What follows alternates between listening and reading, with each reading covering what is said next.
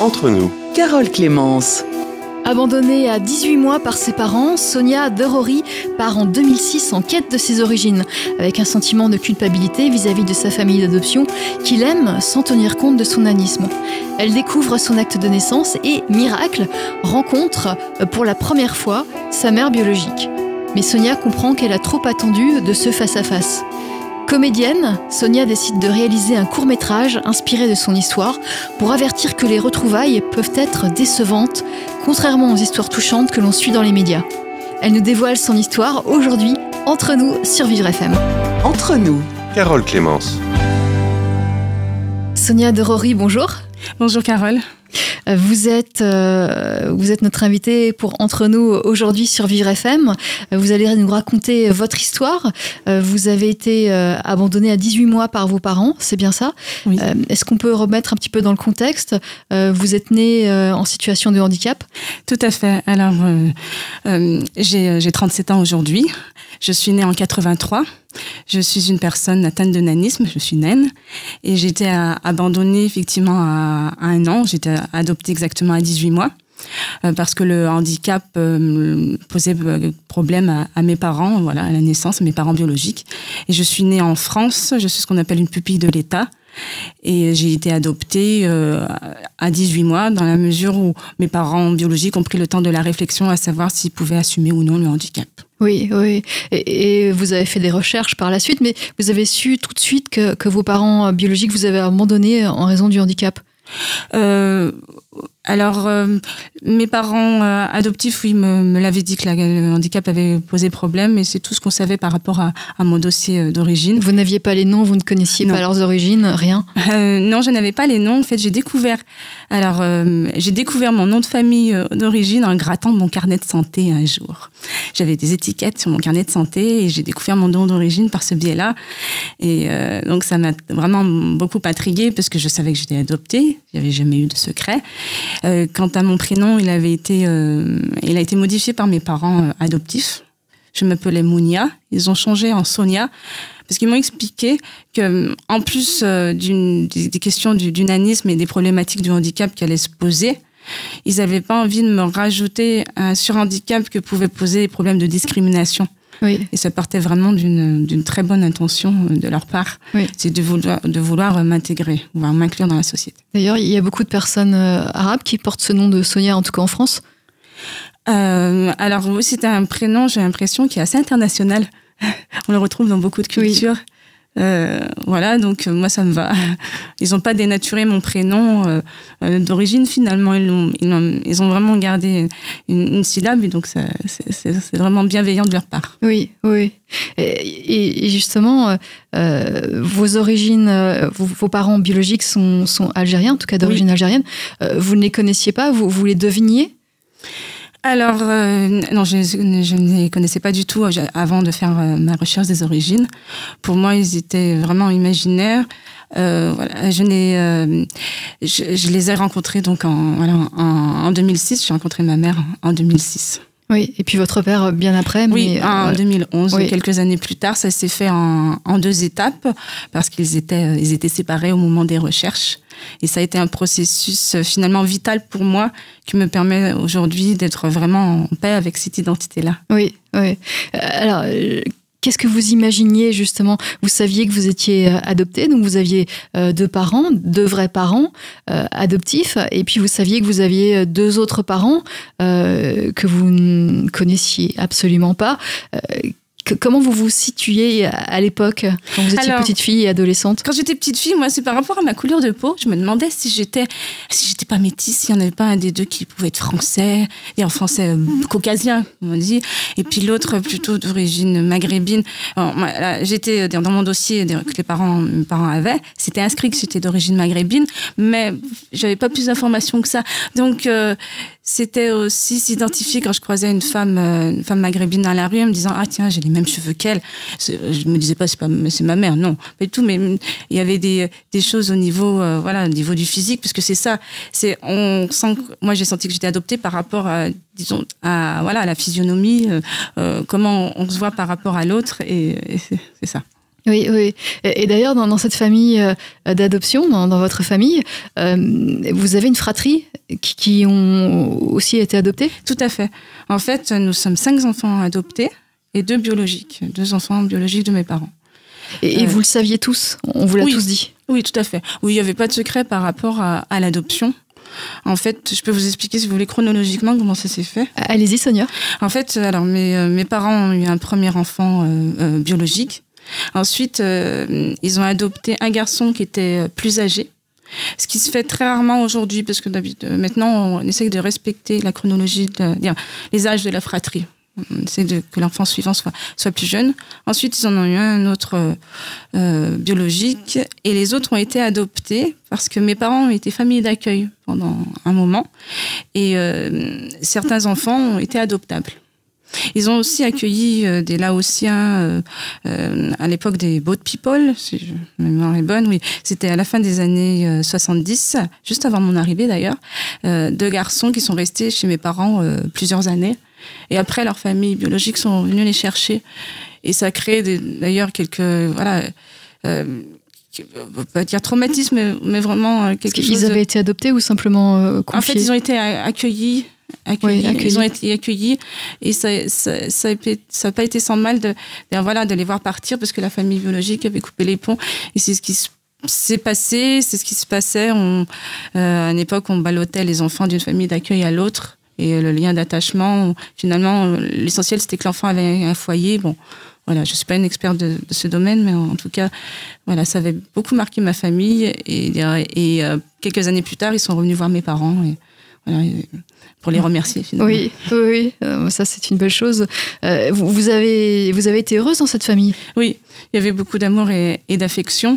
Moi, je suis arrivée, j'étais la petite dernière, j'étais la 6e. Dans la mesure, oui, où j'étais adoptée, donc c'était en 84. J'étais la 6e et j'étais vraiment beaucoup chouchoutée par mes frères et sœurs. Et ensuite, mes parents ont voulu adopter un 7e enfant parce que pour avoir quelqu'un pour jouer avec moi. C'était un peu, il fallait une petite sœur pour Sonia pour pas qu'elle soit toute seule, parce que mon frère plus âgé avait 6 ans de plus que moi. Il était vraiment très très proche de moi, mais mes parents, voilà, ils se sont portés candidats à un 7e enfant, un 7e enfant venu d'Haïti. Ils étaient âgés dans le sens de l'adoption, ils avaient 47 et 49 ans, et cette adoption a été très difficile dès le début, jusqu'à jusqu'à 20 ans plus tard, parce que c'était une enfant traumatisée par ce qu'elle avait vécu à Haïti. Oui. Et donc, aujourd'hui, ce que je regrette un peu, c'est le manque d'accompagnement qu'ils ont eu, finalement, dans l'adoption, post-adoption, finalement. Avant, on prépare les parents, voilà, on leur fait faire des tests en tout genre, dessiner un arbre, bon, j'en passe. J'ai aussi passé ces tests en tant que grande sœur, finalement. Mais voilà, la problématique, c'est l'accompagnement après qui, je pense, les parents ont vraiment besoin de ça. Et oui, j'imagine. Oui. Et puis, vous, est-ce que vous avez toujours bien vécu cette adoption ? Est-ce que vous êtes allé voir un psy pour en parler ? Est-ce que vous étiez petite ? Alors, chez moi, les psys, c'était pour les fous. Hein. Quand j'étais petite, c'était pour les fous. J'ai attendu vraiment d'être autonome et indépendante pour aller en voir un. J'avais été suivie ici par le RASED parce que j'avais des troubles du sommeil. Le RASED, c'est le système d'accompagnement psychologique pendant l'école primaire. Donc voilà, j'avais quelques soucis d'intégration. Par rapport au regard des autres sur le handicap. J'imagine. Ça a été vraiment très compliqué. Oui. De la part des enfants, j'avais des moqueries. Et puis, de la part des adultes, j'ai subi quelques humiliations. De la part d'adultes, oui. À l'école ? Oui, au collège. Je peux vous raconter une anecdote. Je faisais partie d'une chorale au collège. Dans le collège où j'étais, ça se passait bien au niveau de la chorale. Et puis, on a eu une réunion de chorale autour d'un projet qui était Starmania à l'époque. J'étais en classe de 4e. Et puis, on nous avait demandé nos tailles. Nos tailles, voilà. Je fais 1m23. Hein. À l'époque, je devais faire... je vais être pas plus... 1m10 à peu près. Et donc, on nous a appelés par taille et on m'a appelé pour venir au premier rang. Et la chef de chœur, qui n'était pas la professeure du collège où j'étais, a été surprise et m'a mis au 2e. rend. Mais on vous voyait plus? Voilà, vous voyez plus. Ah oui, Voilà. c'est... En fait, cette anecdote-là m'a marqué beaucoup pendant beaucoup de temps. Oui. Et à ma mère, je lui en ai parlé, j'avais 25 ans. Parce que elle en a même pleuré quand j'en ai parlé.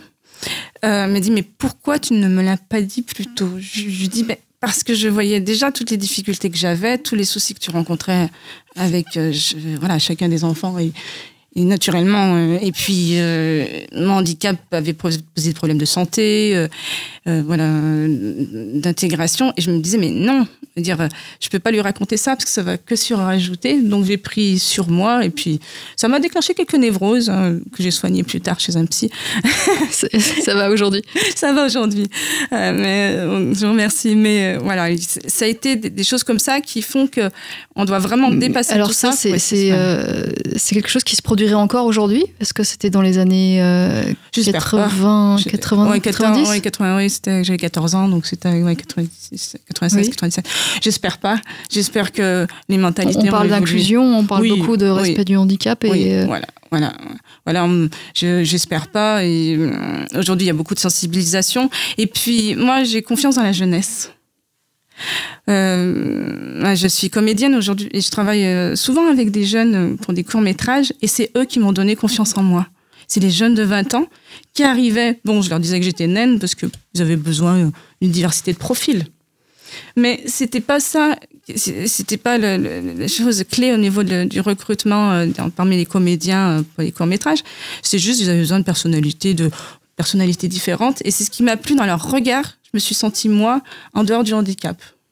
Et c'est marrant, c'est chez les plus jeunes. Oui. Et pas chez les cadras, chez les quinquas. En venant, après, ça, je l'ai vécu à Paris. Et à Paris, pour moi, ça a été une renaissance quand je suis venue ici. C'est-à-dire que, en fait, le fait d'être anonyme dans une très grande ville, ça m'a permis d'être mieux intégrée, paradoxalement. Parce que on se retourne encore sur moi en disant, ah tiens, une dame de petite taille, des choses comme ça. C'est normal. Moi aussi, quand je vois une personne non-voyante, je me dis, ah tiens, une personne non-voyante, est-ce qu'elle a besoin pour traverser la rue? Bon, des choses humaines. Et en province, le regard était bien plus fort, et même au niveau des enfants, avec des contacts avec les enfants. Les premières années que j'étais ici, un jour, je me suis retrouvée dans un parc. Il y avait une ribambelle d'enfants qui traversent, et puis je leur dis, je me dis comme ça, voilà, ça c'est pour moi, je vais prendre les petites remarques. Bon, c'est pas grave, c'est des enfants, bon. Et en fait, rien. Ils n'ont pas dit un mot. Je dis, mais je suis devenue invisible ici? Non, c'est que la diversité culturelle, la diversité des profils à Paris, je ne suis pas la seule personne de petite taille, dommage, j'aurais pu être une star. Bon, mais voilà, ça fait que voilà, je me sens incluse. Oui. On vous regarde moins à Paris qu'ailleurs et donc vous êtes plus à l'aise. Oui. Et donc vous restez ici. Voilà. Vous continuez à nous expliquer votre histoire. Sonia Derory, vous êtes comédienne. Vous nous parlez de votre adoption, mais surtout de la quête que vous avez eue de vos origines, de vos parents biologiques. Et puis, on va parler aussi du court-métrage que vous avez réalisé de votre histoire. On va en parler dans quelques minutes sur Vivre FM.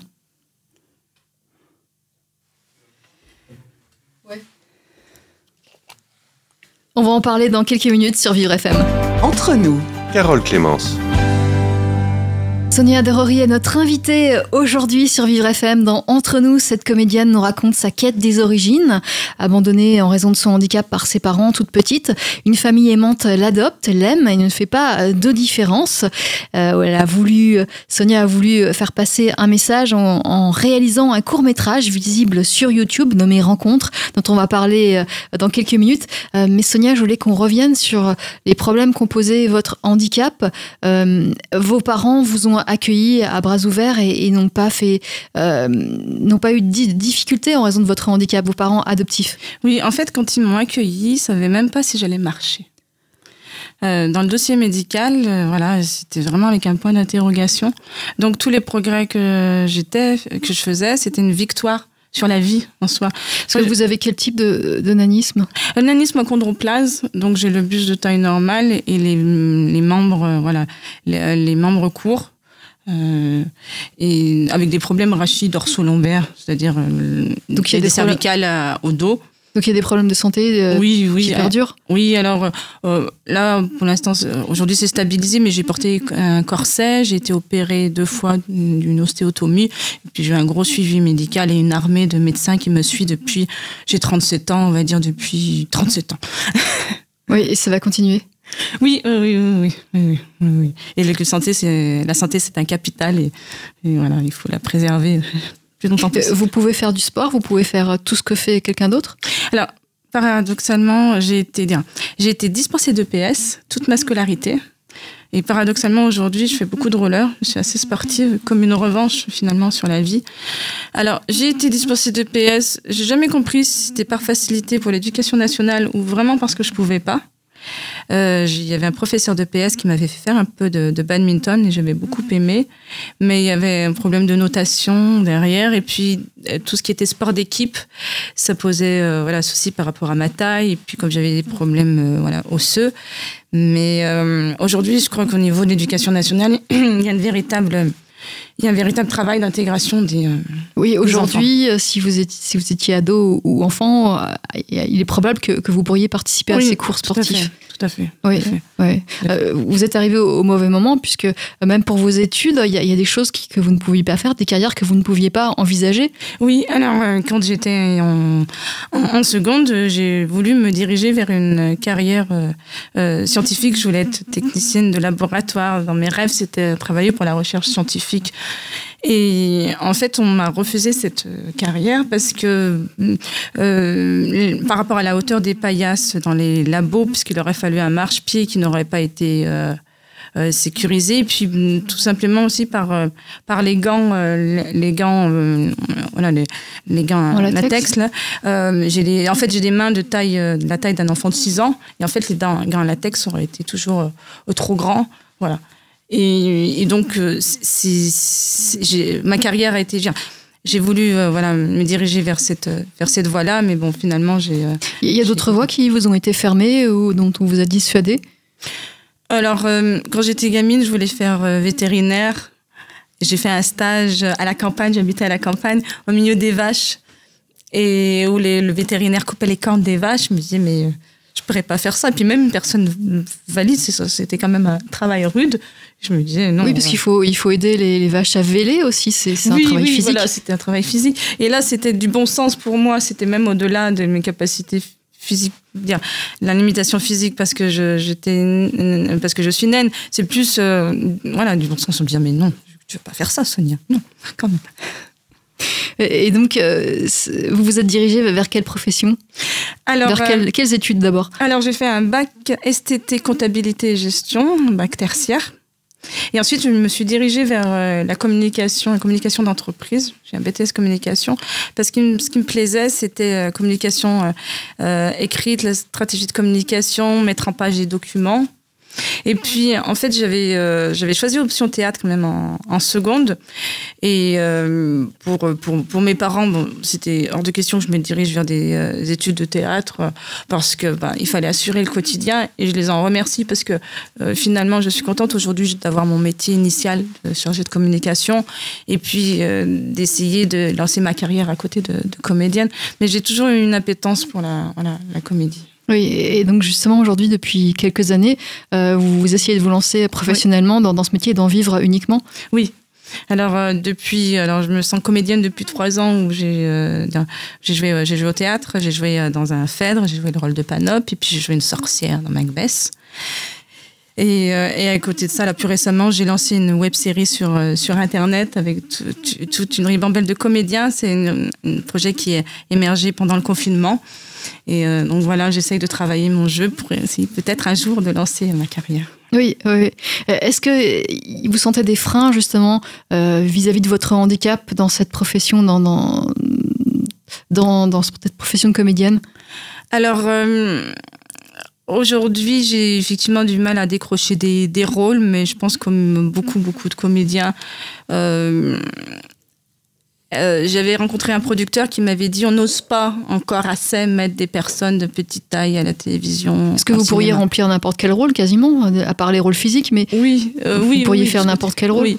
Alors moi je suis très admirative d'une comédienne américaine qui joue le rôle d'une patronne dans la nouvelle série, la nouvelle version de MacGyver, qui est une comédienne qui fait ma taille et je l'admire beaucoup. D'ailleurs, je regarde souvent la série parce que vraiment elle a un rôle en fait où son handicap c'est un détail. C'est pas axé là-dessus. Oui. Et c'est ça qui me plaît finalement. C'est ce que vous voudriez jouer? Oui. Ce sont les meilleurs rôles. Oui. Oui.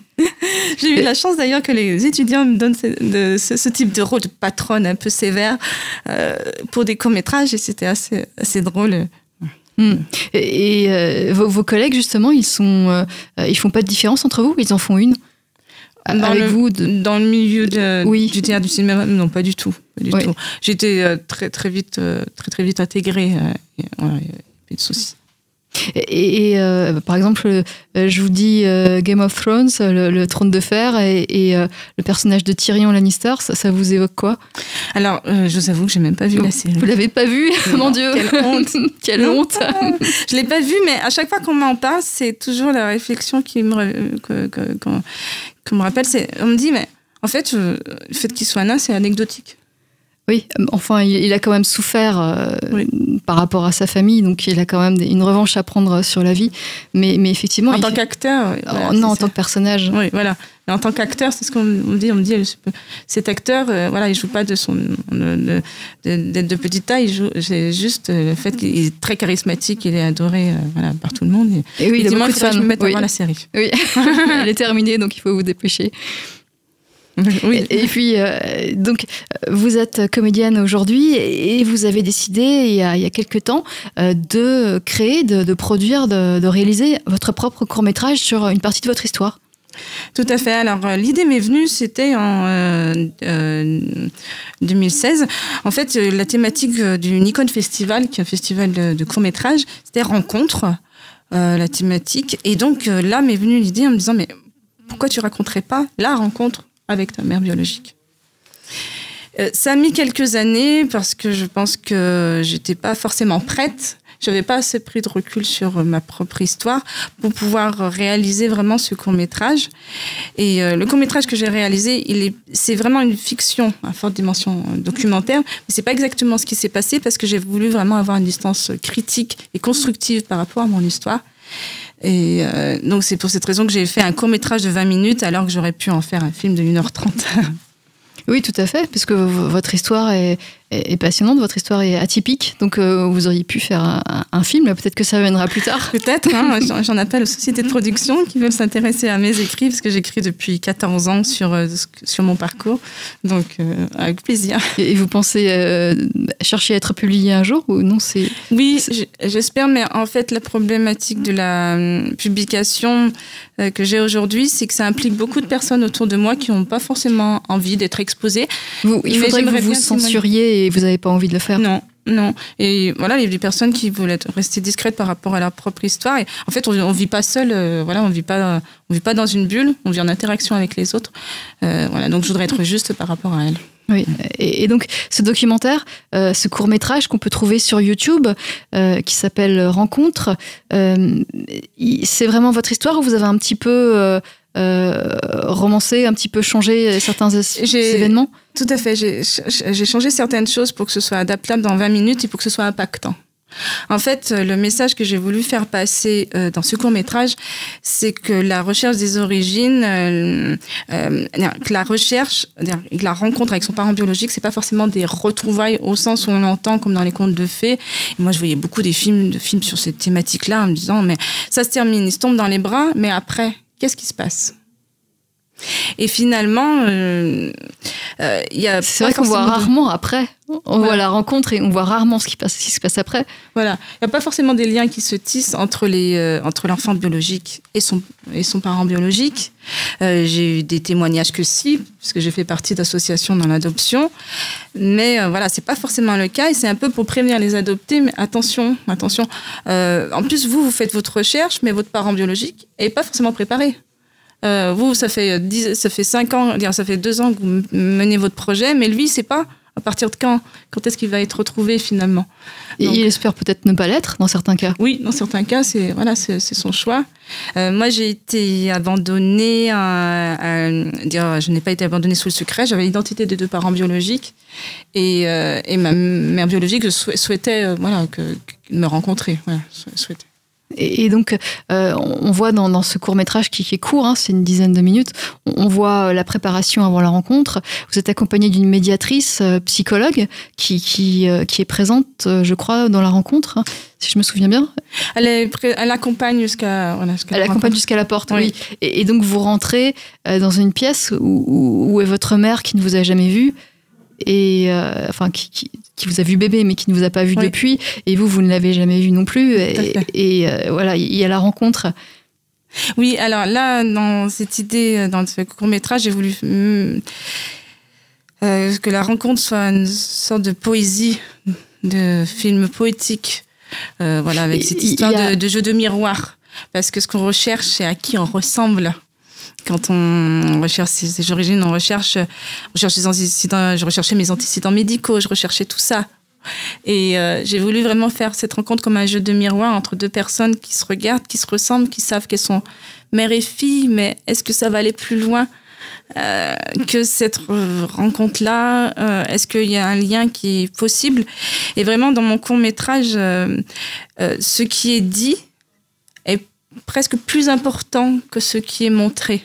Dans la mesure où il y a des voix off, il n'y a pas de dialogue, et il y a une musique, il y a des musiques tout au long du film. C'est vraiment ça, c'est vraiment la vérité passe par les mots.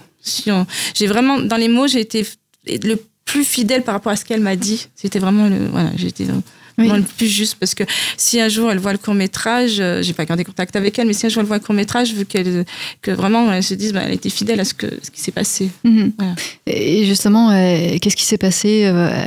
Elle a accepté cette rencontre. Oui. À votre avis, qu'est-ce qu'elle en attendait? Est-ce que vous le savez? Je pense qu'elle attendait d'être rassurée sur ce que j'étais devenue. Voilà. Savoir si j'allais bien. Et c'était un devoir pour elle de me rencontrer. C'est pour ça qu'elle a décliné son identité dans les papiers, parce qu'elle aurait pu m'abandonner sous le secret. Non. C'était vraiment un devoir presque moral qu'il y avait derrière. Oui. Et j'en suis vraiment reconnaissante, parce que c'est pas donné à tous les enfants adoptés. Et Ouais. Sonia Derory, vous restez avec nous.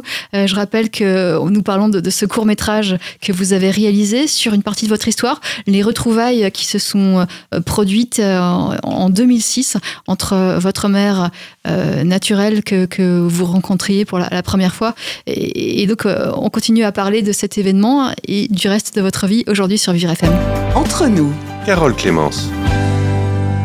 Sonia Derory, comédienne qui nous raconte sa quête des origines. Elle a été abandonnée en raison de son handicap. Elle souffre de nanisme. C'était il y a longtemps par ses parents. Une famille aimante l'a adoptée, qui n'a pas fait de différence, qui l'a accueillie et qui l'a rendue heureuse. Vous avez passé une enfance et une adolescence heureuse, Sonia, vous confirmez? Oui, tout à fait. Et puis, vous avez voulu rencontrer votre mère et puis votre père. Et vous nous racontez dans ce court-métrage que vous avez réalisé comment s'est passée la rencontre avec votre mère, puisque vous voulez faire passer le message qu'il ne faut pas en attendre des merveilles, puisque ça peut ne pas être ça peut être décevant, ça peut ne pas aboutir à des liens qui auront lieu après cette rencontre, ça peut ne rester qu'une seule rencontre, et ça a été votre cas. Alors en 20 minutes j'ai raconté ce qui s'est passé en un an et demi. Alors parce que en fait on a gardé contact, contrairement à ce que je raconte dans le court-métrage. C'est pour ça que je dis que c'est une fiction à forte dimension documentaire, pour être fidèle à ce qui s'est vraiment passé. Pendant un an et demi, on a gardé contact. Même avant la rencontre, je l'avais eu au téléphone et elle s'était même projetée à ce qu'on fasse des choses ensemble, qu'elle me fasse découvrir un peu sa culture.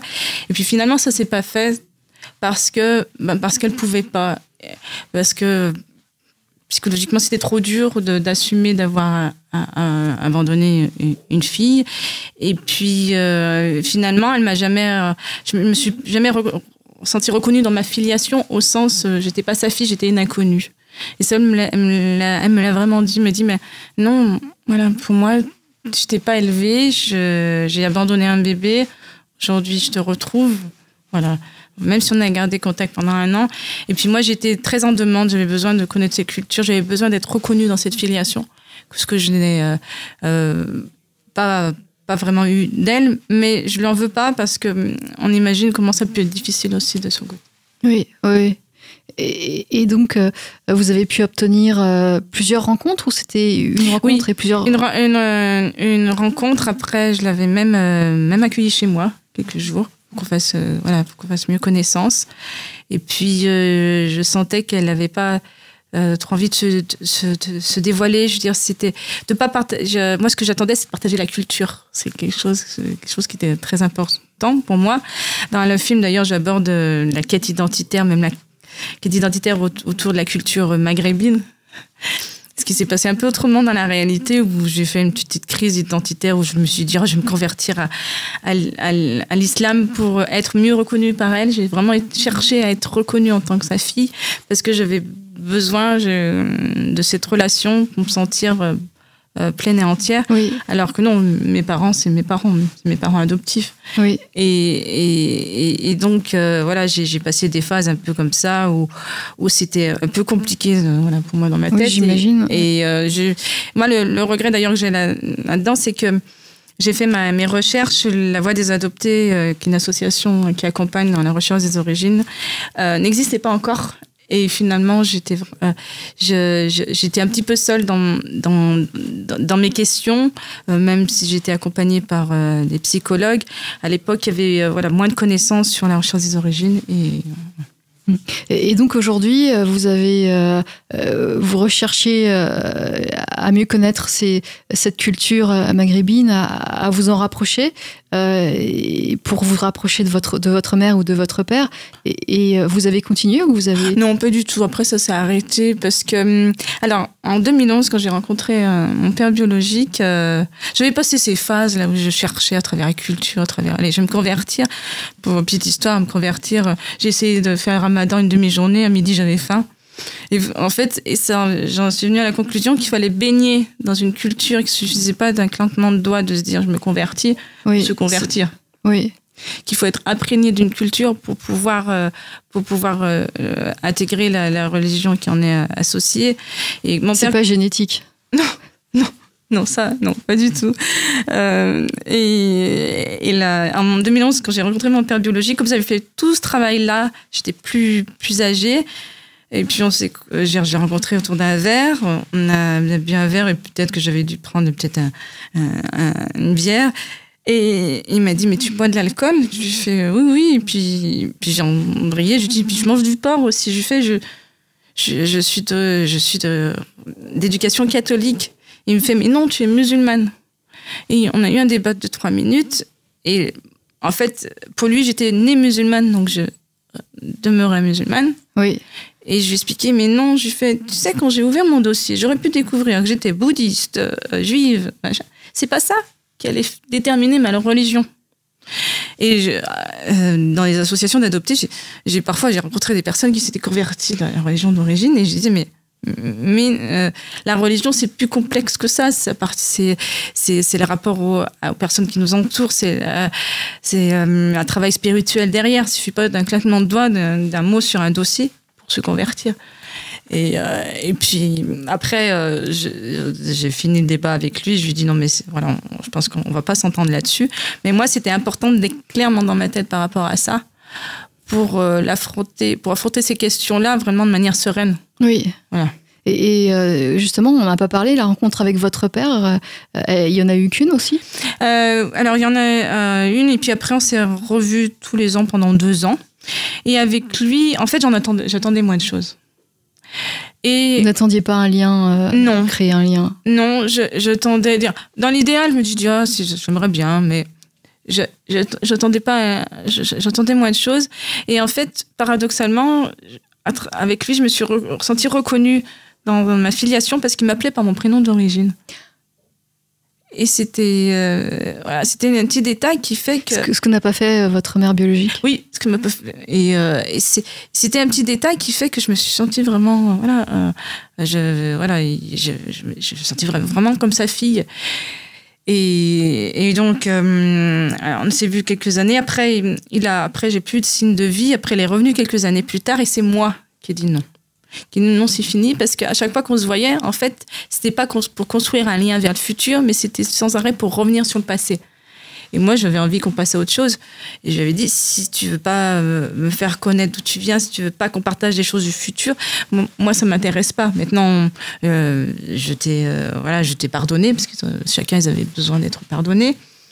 Je leur avais offert même à chacun un album photo de ma vie. Oui. J'ai fait, c'est d'ailleurs ce qu'on voit un petit peu dans le court-métrage. On va faire un album photo pour qu'ils aient une idée de mon parcours de vie. Moi, j'avais vraiment cette envie de partager. Je partageais un peu de moi, donc j'aurais voulu qu'ils partagent un peu plus d'eux. Et oui, c'est étonnant. Pourquoi vous n'avez pas eu ce retour ? Parce qu'ils avaient leur famille, chacun de leur côté, et c'était trop compliqué pour eux. C'était les faire revenir 30 ans en arrière. C'était assumer d'avoir remis aux services sociaux un enfant handicapé. C'est très compliqué. Oui, il y a une culpabilité de leur part qui est forte. Il y a une forte culpabilité, ça c'est sûr, et je peux la comprendre, et aujourd'hui je leur ai pardonné, et c'est pour ça que j'ai pu faire le court-métrage. C'est grâce à ça. Si j'avais pas outrepassé tout ça, j'aurais jamais pu produire le film comme je l'ai fait, et essayer d'être au plus juste dans le propos. Parce qu'il n'y avait ni vengeance, ni rancœur, juste essayer de faire passer un message, même si le film est fort et que parfois il est accueilli avec violence pour certains, parce que ça fait écho à certaines choses, même des personnes non adoptées, dans des ruptures familiales, ça fait parfois écho de dire « Ah mais non, c'est pas possible, c'est trop dur ». Oui, mais c'est ma vérité, c'est ce que j'ai mis en 20 minutes. Voilà. Oui. Et aujourd'hui, avec le recul, la rencontre avec votre mère, c'était en 2006, avec votre père en 2011. Est-ce que vous pensez que ça vous a apporté quelque chose, justement, de les rencontrer, de leur poser ces questions, d'avoir cette relation, même brève, ou est-ce qu'au contraire, ça a été négatif pour votre développement ? Oui, ça m'a permis de savoir d'où je venais, à qui je ressemblais, mes antécédents médicaux, de ne plus me retrouver devant un médecin en me disant oui, je suis adoptée, point. Non, je suis adoptée, et puis ils m'ont dit ce qu'ils avaient, ce qu'ils avaient chacun. Donc ça me permet aussi de face à ces questions-là, d'être tranquille et me dire je sais d'où je viens, je sais à qui je ressemble. Oui, et vous savez s'il y avait déjà eu des cas de nanisme auparavant dans leur famille, ou si c'était une première ? Alors, moi, j'ai fait des tests génétiques en 2006 pour savoir d'où ça venait, si c'était une mutation d'un gène ou si c'était héréditaire. Et non, moi, dans mon cas, c'est le gène FRGFR3, je ne sais plus le nom exactement scientifique, qui mute au moment de la fécondation. Et hop, ça donne une personne atteinte de nanisme. Oui. Alors, vous avez terminé ce court-métrage il y a peu de temps, C'était l'année dernière qu'on a tourné. C'était exactement il y a un an. On avait commencé entre le 11 et le 20 septembre, c'est ça. Oui, et donc on peut le trouver sur YouTube. Évidemment, c'est une dizaine de minutes. C'est 13 minutes exactement. Il s'appelle Rencontre, avec le rencontre au pluriel, et le S est entre parenthèses. Tapez rencontre court-métrage et vous le trouverez, en effet. Et justement, vous parlez des retours. Il y a des gens qui ont trouvé ça dur parce que c'est vrai, c'est votre histoire. Oui, alors ils ont trouvé ça dur dans cette... pour la fin, pour cette fin un peu brutale.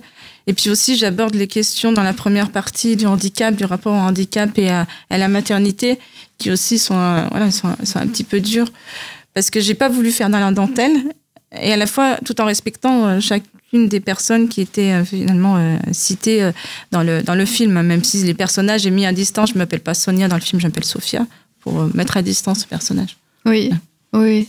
Et donc Sonia Derory, votre histoire, vous l'avez racontée sur ce court-métrage, en tout cas une partie de votre histoire.